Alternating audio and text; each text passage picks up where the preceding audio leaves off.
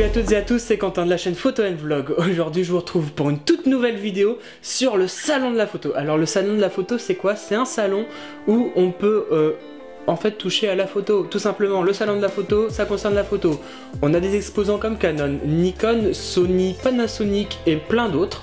On peut avoir aussi des exposants pour des tirages photos, des imprimantes aussi pour les professionnels, mais aussi le grand public. Des ouvrages de photographes, mais aussi beaucoup de photographes qui viennent présenter leur métier et plus particulièrement leur passion. On sent qu'ils ont une vraie passion et qu'ils ont envie de transmettre ça.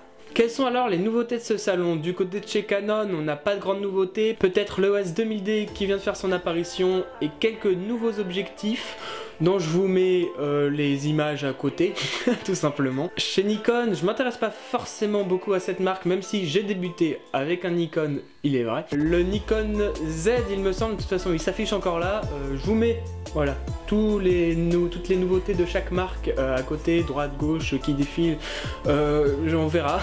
Donc ce sont des nouveautés très infimes cette année.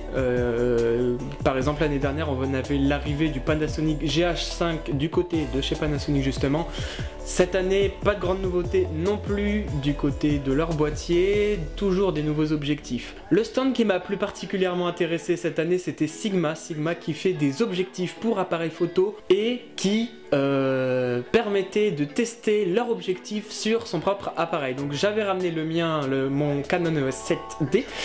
J'ai pu tester un objectif Sigma, un téléobjectif plus précisément, un 115-600. Donc c'est un très gros objectif qui pesait pas moins de 2 kg et qui est très cher. C'est vrai, je ne me le paierai pas, ça c'est sûr, du moins pas pour le moment. Et ils présentaient beaucoup de nouveautés et c'était assez intéressant de voir leurs nouveaux objectifs qui ont été à peu près tous refaits avec une qualité surprenante. On a l'apparition depuis quelques années maintenant de leur boîtier, ils étaient présentés et on pouvait aussi les tester.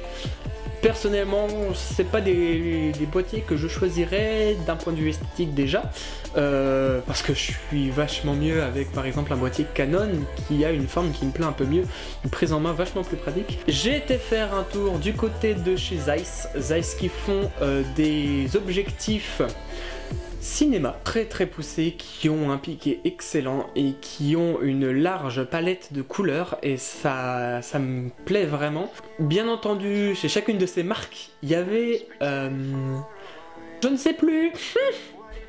J'ai perdu la phrase. C'est ouf. En bref, ce salon de la photo, il était génial d'un point de vue technique sur les appareils.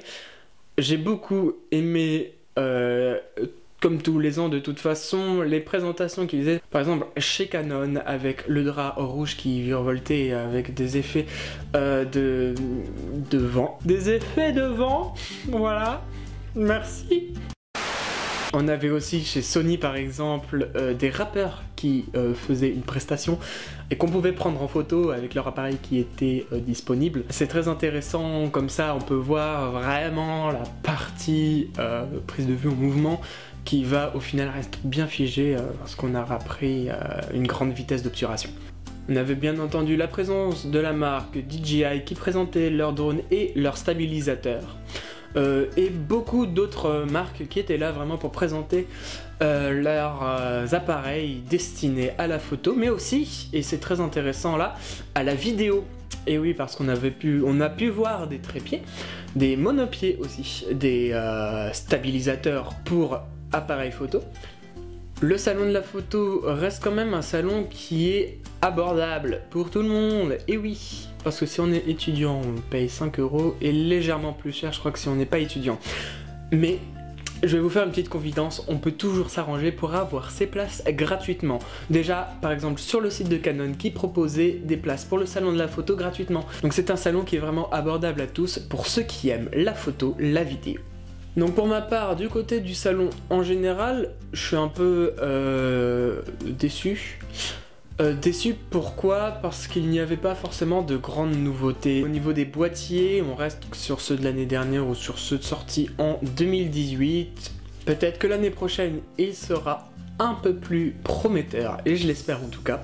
Ce qui m'a beaucoup plu, parce qu'il y a aussi des bons côtés, c'est la présence d'objectifs qu'on pouvait tester, et ça chez plusieurs marques. On pouvait le faire chez Nikon, chez Sigma. Il me semble que c'est tout, mais peut-être d'autres. Hein. J'ai pas pu tester les autres. Il y avait quand même un monde horrible. Bon, en tout cas, j'espère que cette vidéo, elle vous aura plu. Moi, je me suis fait un plaisir à la tournée, à aller au salon de la photo pour voir les nouveautés, parce que c'est quelque chose qui me passionne et que j'aime beaucoup. Quant à moi, il ne me reste plus qu'à vous dire à la prochaine pour une nouvelle vidéo. N'hésitez pas à partager la chaîne et à vous abonner, c'est gratuit, ça restera toujours. Je vous dis à la prochaine, ciao.